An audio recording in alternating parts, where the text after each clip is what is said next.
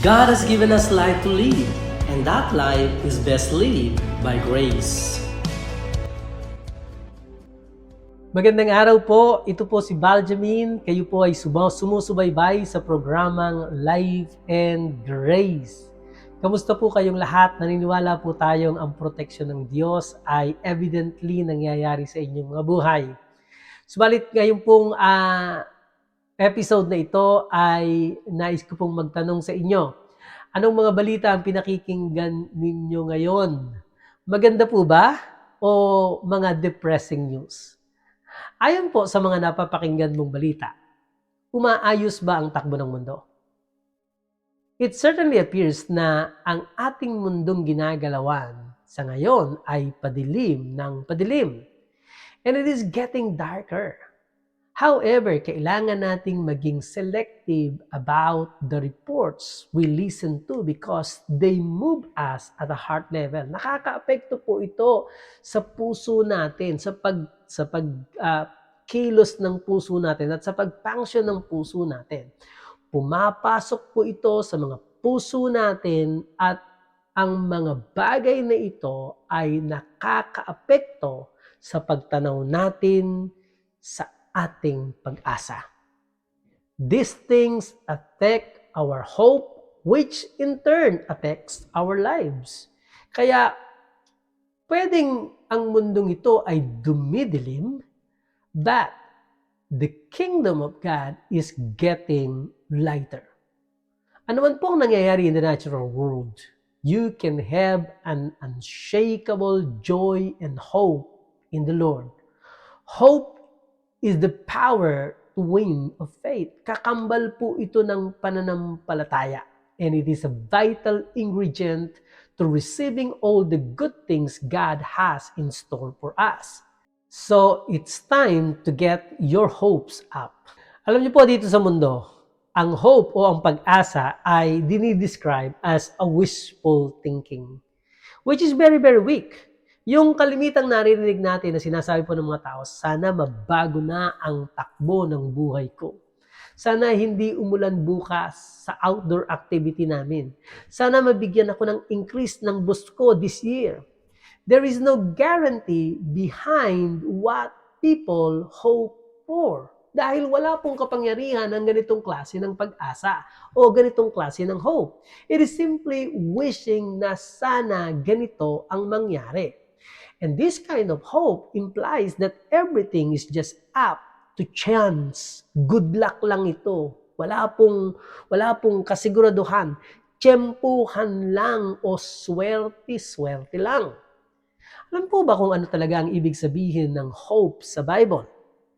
Biblical hope is defined as a confident expectation of good. Bilang mga mananampalataya kay Kristo, you have Christ in you, the hope of glory, sabi po ng Colossians chapter 1 verse 27. Ito po ang klase ng hope o ang klase ng pag-asa na puno ng kapangyarihan na nasa atin. It is a hope grounded in the promises found in the Word of God. And we can have a confident expectation of good because God inside of us loves us at lahat ng plano niya para sa atin ay mabuti. Sabi po ng kilala nating passage sa Bible sa Jeremiah chapter 29:11 ay ganito, "For I know the plans that I have for you, says the Lord, plans for peace and not for evil, to give you a future and a hope." Sabi po sa wikang Tagalog ay, alam ko kung paano ko tutuparin ang mga plano ko para sa kabutihan niyo at hindi sa kasamaan ninyo. At plano para bigyan kayo ng pag-asa na magkaroon kayo ng mabuting kinabukasan. Alam niyo po, God has planned something good para sa inyong mga buhay. May plano ang Diyos sa atin pong pag-unlad. He has planned for you to walk in health, mabuhay ng mahaba and fulfilled life. Hindi niya ginawa ang magagandang planong ito sa iyong buhay nang hindi niya ibinibigay ang lahat ng kailangan mo para malakaran mo o maranasan mo ang mga ito.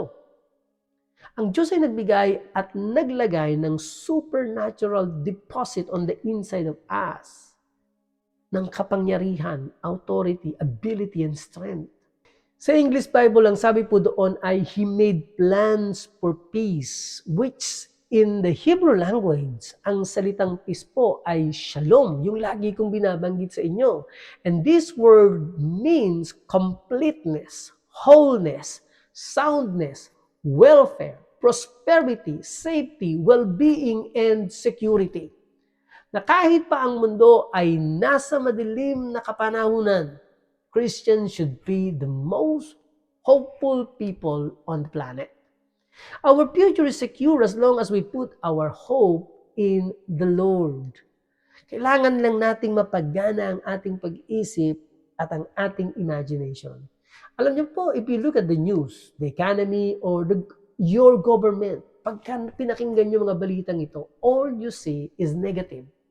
Sometimes the world has a way of taking a positive story and twisting it to bring us fear instead of hope. Bumebenta po kasi ang takot kapag ito ang pinapakita sa news. So this is most often what is being broadcast sa mga balita po. Kasi ito yung mas pinakikinggan ng tao. And unfortunately, as we allow this type of information to penetrate our hearts, our imagination form a picture of the world that reflects this negativity. If your mind has begun to paint a picture of doom and gloom, this will damage your hope and ability to believe God for good. Alam niyo po, nais ko pong ikwento sa inyo ang pangyayari sa aking buhay that November 2012 ay nagkaroon po ako ng heart surgery. Na habang ako po ay nasa theater room o operating room ng Orange Hospital sa New South Wales for angioplasty, ang doktor po has dropped me the bad news saying, Mr. Tatlong Hari, I am afraid that we need to bring you to a bigger hospital in Sydney. Sa RPA po, yung pong pinakamalaking hospital at pinakamagandang hospital sa Sydney. Praise God. Because of internal bleeding, kasi may nagdudugo po sa loob ko. And looking at the face and expression of the doctors, I know something bad is happening inside my body. But my imagination has painted a different picture in the inside of me. I can see a church being established in Melbourne and group of pastors being strengthened, working united for the ministry. These images caused a fountain of hope to rise and overflow in my heart. Nasabi nga po ng aking boss sa work ay nasumama po sa akin nung ako po ay dinala sa ospital. Ay sabi niya, it is my first time to see a patient still smiling while having a heart attack. Because the hope that we have in the Lord forms an imagination built around faith rather than the reports of the doctors. After the operation po sa akin, I recuperated well and those pictures God has painted in my heart came to pass. Because of hope in the Lord and because of that godly imagination. Kung ikukumpara sa isang pugon o furnace, alam niyo po ako po nagtrabaho sa isang factory ng aluminum die casting at marami po kaming makina ng pugon o furnace para po sa aluminum die casting.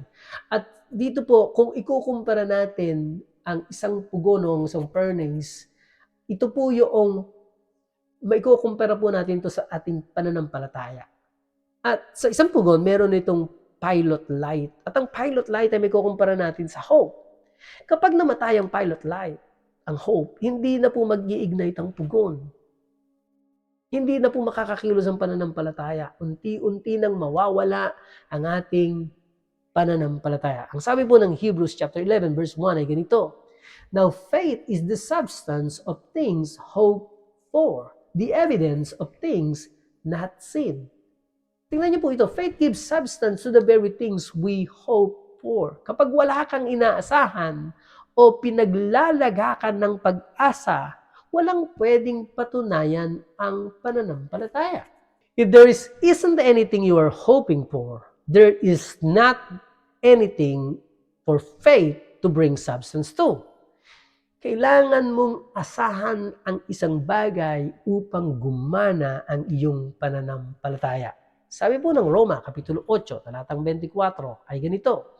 Ito ay sapagkat sa pag-asa tayo naligtas, ngunit ang pag-asa na nakikita ay hindi pag-asa sapagkat bakit aasa pa ang tao sa nakikita na niya? Ang faith ay nakikita at ang hope ay hindi nakikita. Ang faith ay tangible. Okay? Faith is the evidence of things not seen. Faith is the evidence of hope. Ang hope ay nagbibigay ng spark para sa faith. Para po ang pananampalataya ay magsimulang kumilos sa pag-work para ilabas sa physical realm ang inyong inaasahan. Walang pangako ng Diyos ang natanggap mo na hindi mo muna inasahan. Biblical hope is not just wishful thinking. Hope is confident and bold. Matapang po ito at nakatitiyak. Hindi ito natitinag sa kanyang nakikita o nararanasan sa natural situation. For example po, sa kasalukuyang pagtakbo ng aming buhay dito at sa aming mga piniplano, marami pong nag-a-advise sa amin na i-consider ang aming plan na sumama sa study tour sa Jordan at Israel dahil sa magulong sitwasyon doon. Na kahit na nga po yung mga kakilala naming mga mayroong Jewish family background dahil doon po sila pinanganak at alam nila yung lugar na yon, ay dinidiscourage po kaming tumuloy. But we are confident that God is doing something favorable for this trip. It doesn't matter what others says. I know God has a good plan for me. So we are hopeful na magkakaroon po ng peace talk bago pa dumating ang schedule namin na pag-alis. But recently lang po, nabalita namin, praise God, na pinag-uusapan na pong tapusin ang Gaza War at ang peace talk po ay on the way na. Purihin ng Diyos. Aalis po kami in 2 weeks and it seemed to me na parang naihanda na yung pupuntahan ko. Alam niyo po, ang biblical hope ay hindi hinahayaan ang natural na mga pangyayari na mahadlangan tayo at hindi makapag-spark ang ating pananampalataya to believe for the impossible. Kaya umasa at magsimulang umasa sa mga mabubuting bagay na gagawin ng Diyos para sa inyong buhay.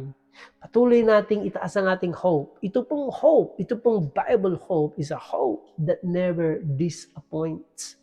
Tandaan ninyo, kung wala kang inaasahan, walang pagtatrabahuhan ng inyong pananampalataya upang dalhin sa physical na reality ng inyong buhay. Manatiling umaasa sa Panginoon at sa Panginoon lamang sapagkat ang pag-asa sa Panginoon ay may kasiguraduhan. Ito po si Baljamin Tatlong Hari. Ito po ang Life and Grace na inyong sinusundan. At kami po ay nagsasabing, life is best lived by grace. Shalom!